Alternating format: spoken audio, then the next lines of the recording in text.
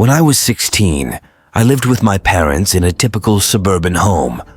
My parents were the kind who frequently traveled for both work and leisure, often throughout the year. So, when they were away during the school year, I would usually stay home and look after the house for anywhere from a few days to a week. It wasn't much of an issue for me, and sometimes I even enjoyed it. This week, my parents were away for 6 days, so almost every night I would venture out to grab something to eat. On the second night alone, I found myself engrossed in playing video games on my computer for nearly 4 hours straight. It being a Friday, I didn't mind staying up late, and I didn't have any homework to worry about. However, around 8:15, I realized I hadn't eaten anything yet. Taking a break, I hopped in my car and drove to a nearby sandwich shop.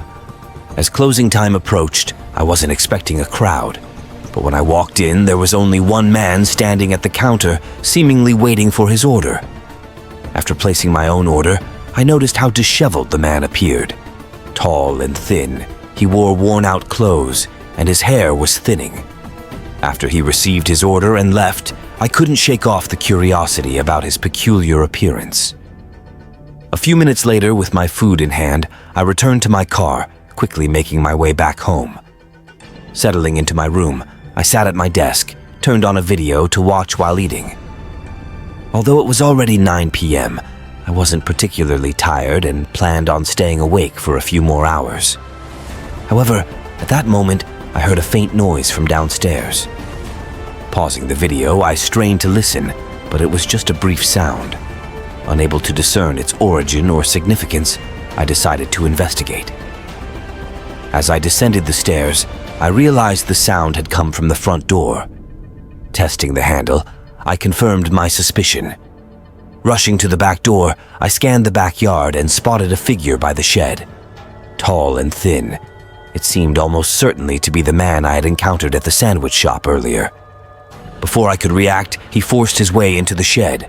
Sensing danger, I dialed 911 while keeping an eye on him from my room window. The operator assured me that help was on the way, but before long, the man emerged from the shed, heading straight for the back door of the house. Feeling the urgency, I sprinted downstairs and bolted out of the front door, running down the street until I reached the corner. Minutes later, police cars arrived, and they swiftly apprehended the man. Inside the shed, they found him wielding a heavy pipe wrench taken from my parents' shed.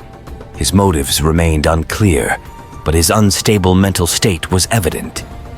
Reflecting on the harrowing experience, I realized that had I chosen to stay inside, the outcome might have been much worse. It was a night I would never forget, a chilling reminder of the unpredictability of human behavior. My early 20s, I purchased my first house and lived alone. I found solace and contentment in my solitary life, opting for a countryside home instead of the bustling urban environment where my apartment was situated. While I had a few neighbors, most of us kept to ourselves, maintaining a quiet existence.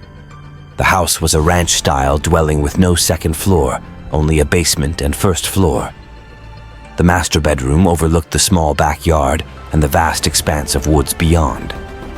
Since the basement was subterranean, the exterior entry featured what is known as a bilco door, comprising 2 steel doors that swung outward, leading to a set of steps descending to the basement entry door.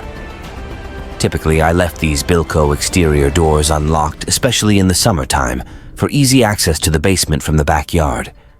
However, during winter and sometimes even in the fall, when basement access wasn't necessary, I ensured they were locked. The first 2 years were tranquil and enjoyable. I relished the ability to venture into the woods behind my house for hunting, enjoying peaceful mornings and evenings without any unwelcome visitors.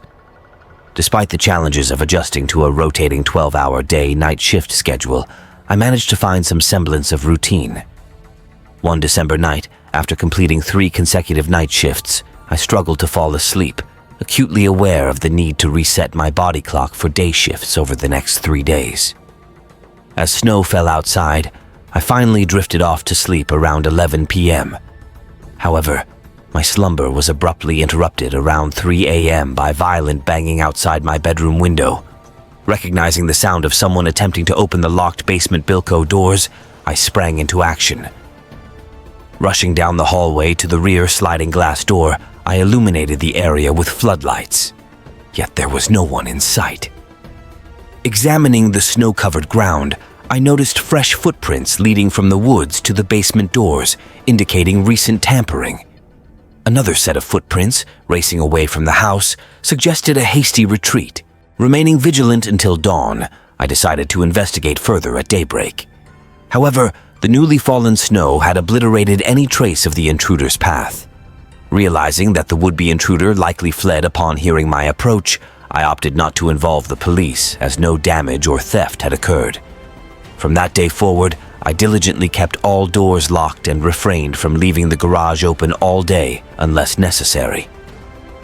8 years later, I sold the house, free from any further incidents since that unsettling night.